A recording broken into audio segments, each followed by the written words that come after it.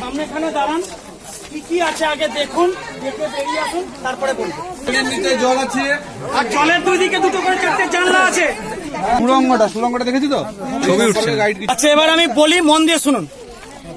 আমি ওখানে দাঁড়িয়ে দাঁড়িয়ে বলছিলাম, ওটা দেখুন। আপনারা দেখলেন, কি দেখলেন? পরপর দুখানা ঘর, সামনে একটা সিঁড়ি, সিঁড়ির নিচে ছিল জল, আর জলটার দুই দিকে ছিল দুটো করে চারটে জানলা। এই তো দেখে চলে এসছে।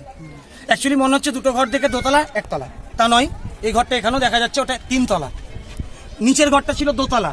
একতলা ঘরের শুধু আর্চটুকুই দেখা যাচ্ছিল, পিলারগুলো জলে ডুবেছিল। সামনের সিঁড়ি তো নিচে নামছে, কিন্তু নিচে তো ছিল জল। প্রশ্ন এটাই, জল যদি থাকবে তাহলে 200 বছর আগে এই সিঁড়ি দিয়ে নিচের ঘরে ওরা নামতো কি করে? জল এই পজিশনে 200 বছর আগে ছিল না, জলটা আসছে পরে। এটাকে বলা হতো বাউলি। রাজস্থানী কথায় বাউলি শব্দের অর্থ, বাউলি মানে আমরা বলি এটাকে জল তোলার জায়গা। কারণ ঘরের পিছনে আছে একটা কুয়ো। কি হতো জানেন? এবারই মেয়েরা আসতো, সিঁড়ি দিয়ে নামতো, ঘরের মধ্যে বসে গল্প করতো, পিছনে কুয়ো থেকে মেয়েরা জল নিত। কেন?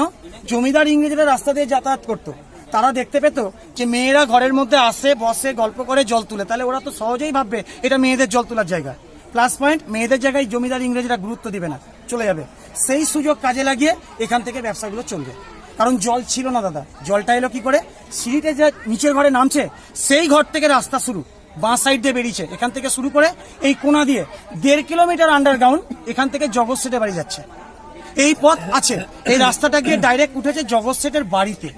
সেই বাড়ি আজকে নাই। আসল জগৎ সেটের বাড়ি বর্তমান হাজারদুয়ারি পাশ দিয়ে বয়ে চলেছে, দেখেছেন ভাগীরথী নদী, সেই নদীর জলে ডুবে। তাই রাস্তা নদীর সঙ্গে যোগ হয়ে নদীর জল সুড়ঙ্গ পথ দিয়ে এখানে আসছে। তাই নদীতে জল বেড়ে গেলে এই জলটা বাড়বে, নদীর জল কমে গেলে এই জলটা কমবে। বুঝতে পারলেন? 38 বছর আগে একটা ছোট বাচ্চা এখানে পড়ে গেছিল। তাই মালিক পক্ষ, বর্তমান যারা আছেন, কলকাতায় থাকেন, নিচে কাউকে নামতে দেবে না বলে এখন কি করেছে, মেন গেটে মেরে দিয়েছে তালা। যদি বলেন নিচে নামবো, গেট যাবে না খোলা, গাছতলা দাঁড়িয়ে লাভ নাই, সামনে হাঁটার পালা।